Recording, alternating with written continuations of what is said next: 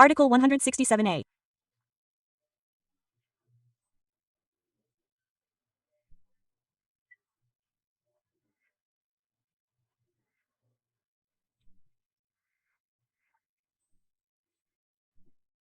If it is determined that, within a 12-month period, the ratio between current expenses and current revenues exceeds 95% at the state, federal, and municipal levels, the executive, legislative, and judicial branches, the public prosecutor's office, the court of auditors, and the public defender's office of the entity, are authorized, while the situation persists, to apply the fiscal adjustment mechanism prohibiting the granting, in any capacity, of an advantage, increase, readjustment, or adjustment in the remuneration of members of a branch or agency, public servants and employees, and military personnel, except those arising from a final court judgment or a legal determination prior to the commencement of the application of the measures referred to in this article.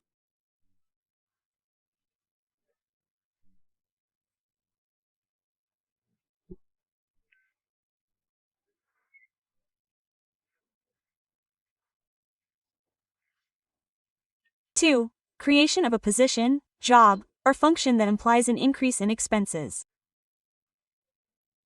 3. Change in career structure that implies an increase in expenses. 4. Admission or hiring of personnel in any capacity, except as provided in paragraph 1. Replacements of management and leadership positions that do not entail an increase in expenses. B. Replacements resulting from vacancies in tenured or lifetime positions.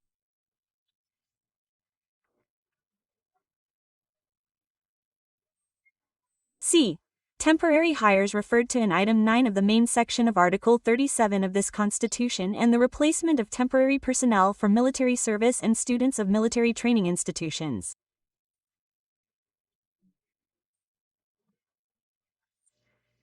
5. Holding of public examinations, except for the replacement of vacancies provided for in Item 4 of this main section.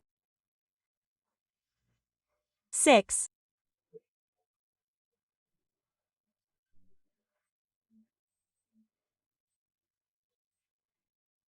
Creation or increase of allowances, benefits, bonuses, representation allowances, or benefits of any nature, including those currently of a compensatory nature, in favor of members of the public prosecutor's office or the public defender's office, public servants and employees, military personnel, or their dependents, except when derived from a final court judgment or a legal determination prior to the commencement of the application of the measures referred to in this article.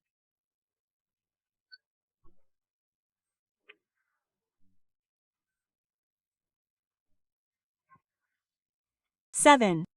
Creation of mandatory expenses. 8. Adoption of measures that imply an adjustment of mandatory expenses above the variation of inflation. Observing the preservation of purchasing power referred to in Item 4 of the caption of Article 7 of this Constitution.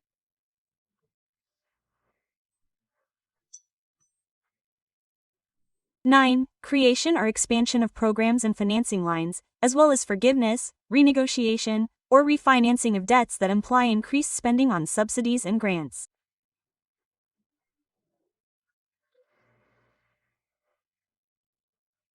10. Granting or expansion of tax incentives or benefits. Paragraph 1.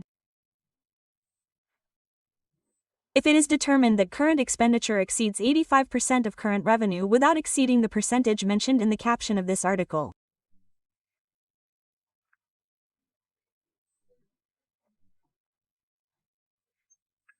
The measures indicated therein may be implemented in whole or in part by acts of the head of the executive branch with immediate effect, with the other branches and autonomous bodies being empowered to implement them within their respective spheres.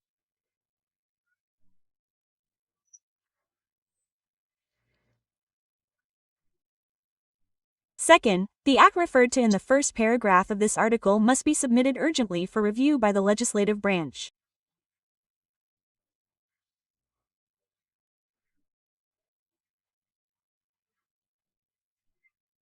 Third, the act loses its effectiveness, recognizing the validity of the acts performed during its validity, when, paragraph 1, rejected by the legislative branch, after the 180-day period has elapsed, without its review being finalized, Or, 3. It is determined that the situation provided for in the first paragraph of this article no longer exists, even after its approval by the legislative branch.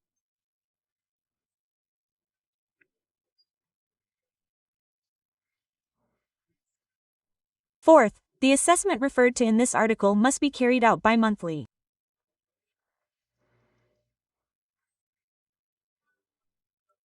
Fifth, the provisions set forth in this article, paragraph 1, do not constitute an obligation of future payment by the federated entity or the rights of others over the Treasury.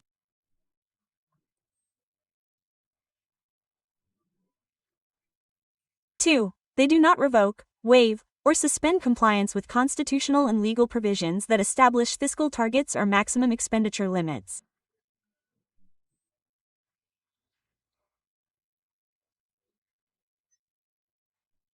Sixth, if the situation referred to in the main section of this article occurs, until all the measures provided for therein have been adopted by all the powers and agencies mentioned therein, in accordance with a declaration by the respective Court of Auditors, it is prohibited.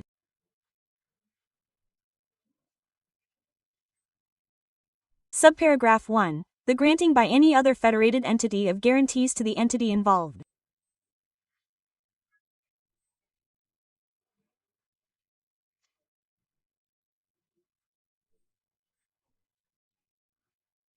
The taking of a credit operation by the entity involved with another entity of the Federation, directly or through its funds, autonomous agencies, foundations, or dependent state-owned companies, even in the form of innovation, refinancing, or postponement of previously contracted debt, except for financing intended for specific projects entered into in the form of typical operations of official financial development agencies.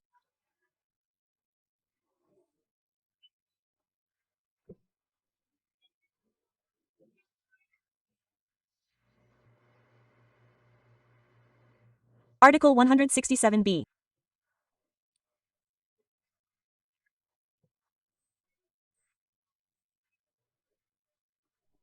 During the period of a state of public calamity of national scope decreed by the National Congress on the private initiative of the President of the Republic, the Union must adopt an extraordinary fiscal, financial, and procurement regime to meet the resulting needs, only where the urgency is incompatible with the regime.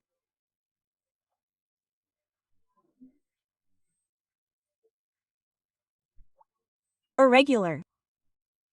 As defined in Articles 167c, 167d, 167e, 167f, and 167g of this Constitution.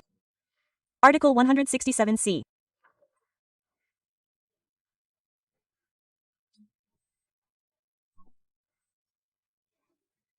For the sole purpose of addressing the public calamity and its social and economic effects during its duration, the federal executive branch may adopt simplified processes for hiring temporary and emergency personnel, and for works, services, and purchases that ensure, whenever possible, competition and equal conditions for all competitors.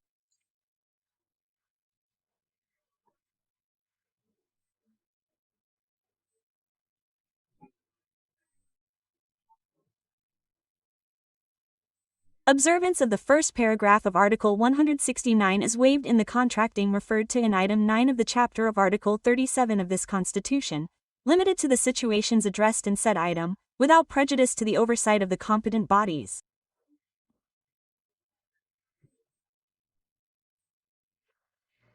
Article 167d.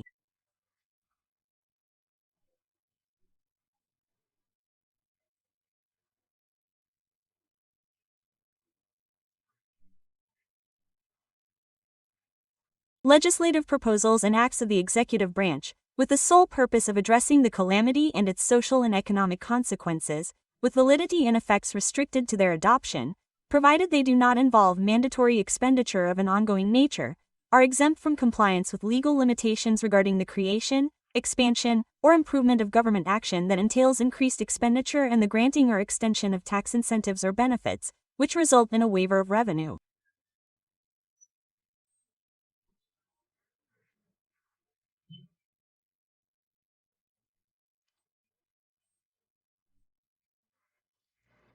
Sole paragraph. During the period of national public calamity referred to in Article 167b, The provisions of the third paragraph of Article 195 of this Constitution shall not apply.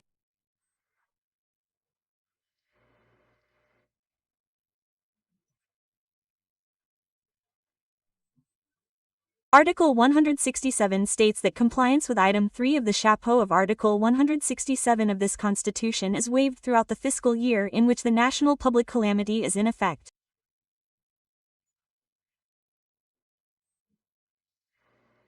Article 167F.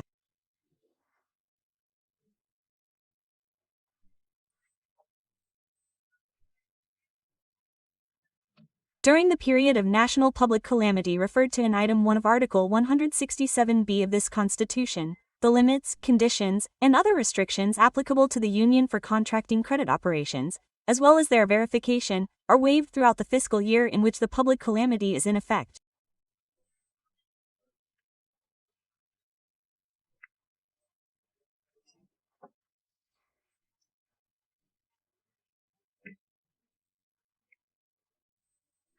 Second, the financial surplus recorded on December 31st of the year immediately prior to recognition may be allocated to cover expenses arising from measures to combat the national public calamity and to the payment of the public debt.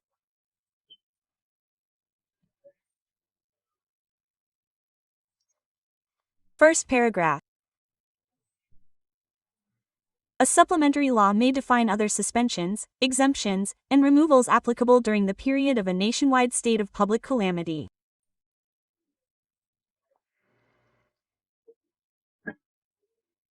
Second, the provisions of Item 2 of the caption of this article do not apply to the sources of funding listed in Item 1, arising from the distribution of revenues to states, the federal district, and municipalities.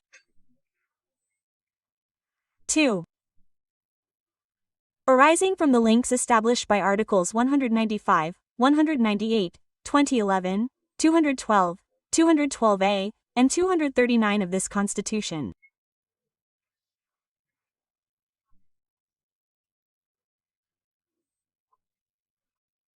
TR intended for the recording of revenues arising from the collection of donations or compulsory loans from transfers received to meet specific purposes, or from capital revenues resulting from financing transactions entered into for contractually determined purposes.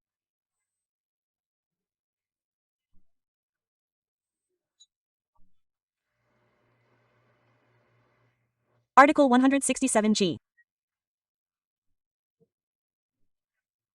In the case referred to in Article 167b, the prohibitions provided for in Article 167a of this Constitution shall apply to the Union until the end of the public calamity. First paragraph. In the case of measures to combat a public calamity, whose validity and effects do not exceed its duration, the prohibitions referred to in Items 2, 4, 7, 9 and 10 of the caput of Article 167a of this Constitution do not apply.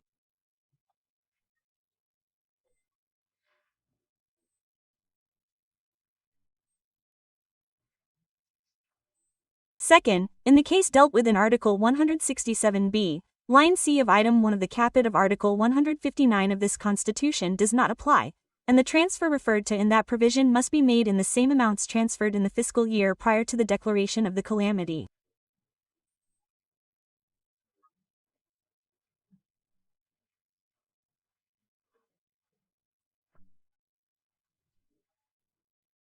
Third, the states, the federal district, and municipalities are authorized to apply the prohibitions referred to in the capt, under the terms of this article, and until they have fully adopted them, they will be subject to the restrictions of paragraph 6 of Article 167a of this Constitution, for as long as their effects for the Union continue.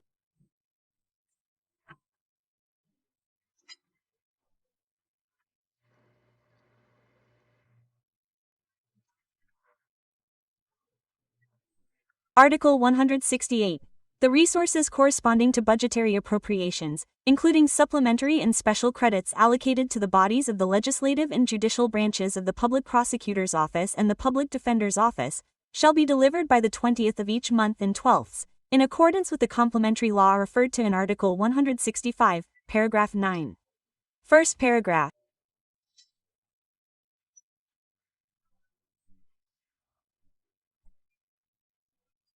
The transfer to funds of financial resources originating from duodecimal transfers is prohibited.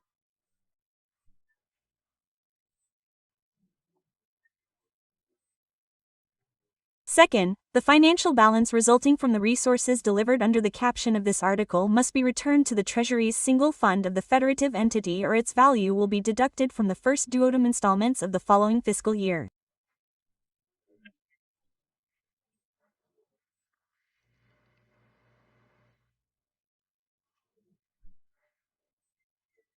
Article 169. Expenditure on active and inactive personnel and pensioners of the Union, States, Federal District, and municipalities may not exceed the limits established by supplementary law.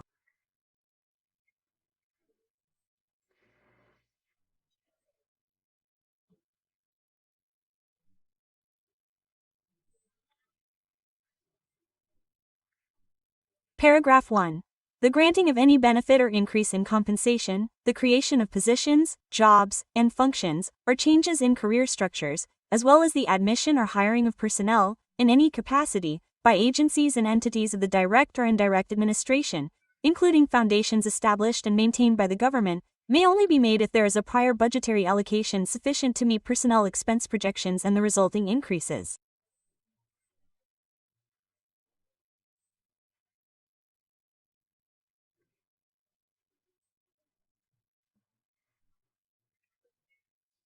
Two, if there is specific authorization in the Budget Guidelines Law, except for public companies and mixed capital companies.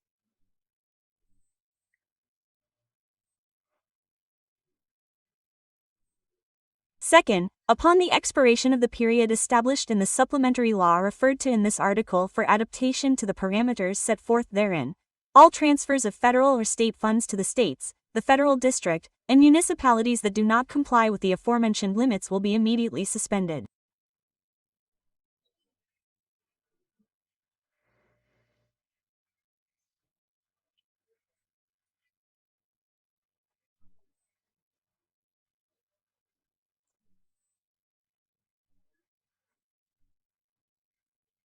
Third, to comply with the limits established based on this article, during the period established in the supplementary law referred to in the caput, the Union, the states, the federal district, and the municipalities shall adopt the following measures. A reduction of at least 20% in expenses for commissioned positions and positions of trust. E. The dismissal of non-tenured civil servants. E. If the measures adopted based on the previous paragraph are not sufficient to ensure compliance with the determination of the supplementary law referred to in this article, the tenured civil servant may lose his or her position, provided that a motivated normative act of each of the branches of government specifies the functional activity, body, or administrative unit subject to the staff reduction.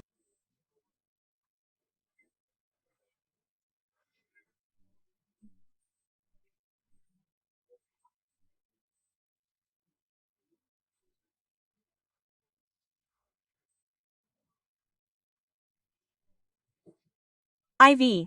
A compensation equivalent to 1 month's remuneration per year of service.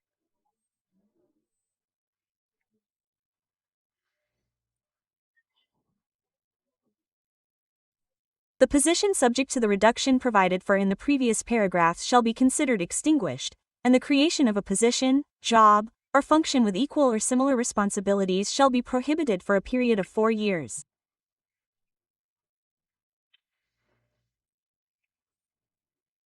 Seventh, federal law shall establish the general rules to be followed in implementing the provisions of the fourth paragraph.